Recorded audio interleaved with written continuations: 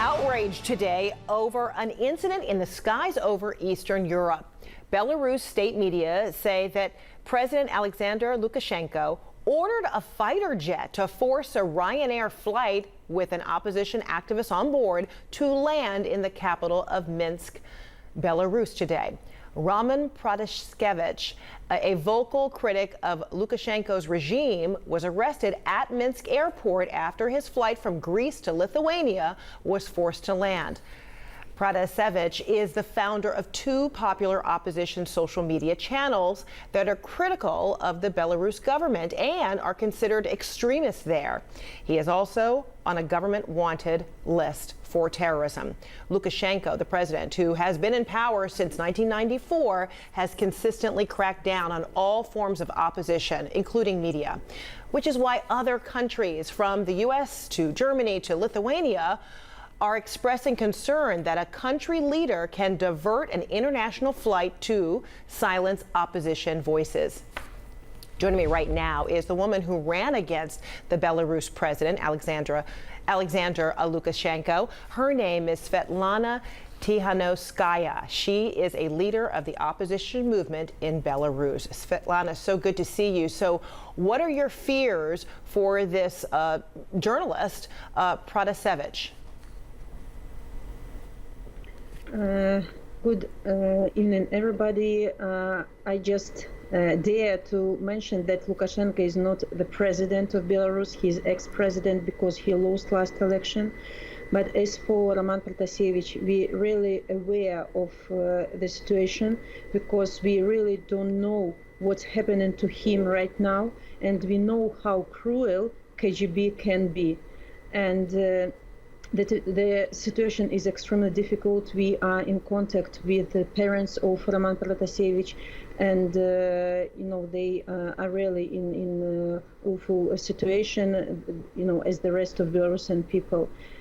And I had to say that a week ago I flight to Vilnius with the same flight above the territory of Belarus, and I also could be in the same situation a week ago.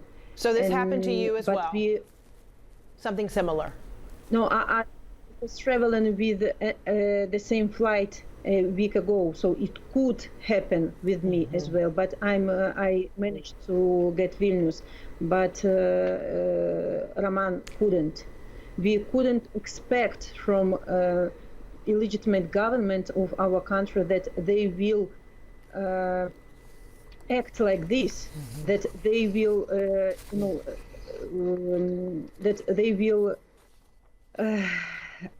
endangered 171 people that were on the boat from 17 countries to capture one person. It's unprecedented, and I'm sure it should be on news all over the world, because it's unacceptable such situation to happen. In fact, there are other countries who are saying this is unacceptable for something like this to happen. Latvia says they want a strong and effective reaction. Do you feel like the international community can do anything against Lukashenko's actions? Of course, they can. Belarus is on international agenda for 9 months already because of unprecedented violence and tortures in our country. And now this step that is threatened not only to Belarusian people, but also to other people of other countries should raise much more attention to our question, and should lead to stronger actions from democratic countries. And we have already talked to ministers of Greece and Ireland, and we are in contact with the governments of Lithuania and Poland and the USA, just for them to make additional measures about the situation. So first of all, it's about sanctions. Sanctions will for sure make Lukashenko to release political prisoners, including Roman, and isolate Lukashenko politically and economically, to make him more talkative, for him to understand that the escalation of violence is unexpected. And I have to say that escalation of repressions in Belarus and this situation that's happened with flight is the result of impunity.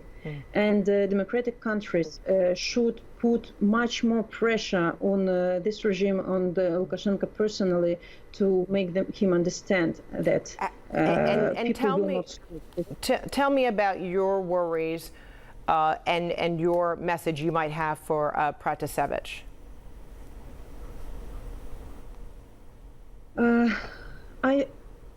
People who are in prisons now, who suffered for, they wish to tell the truth about the situation. They are all our heroes.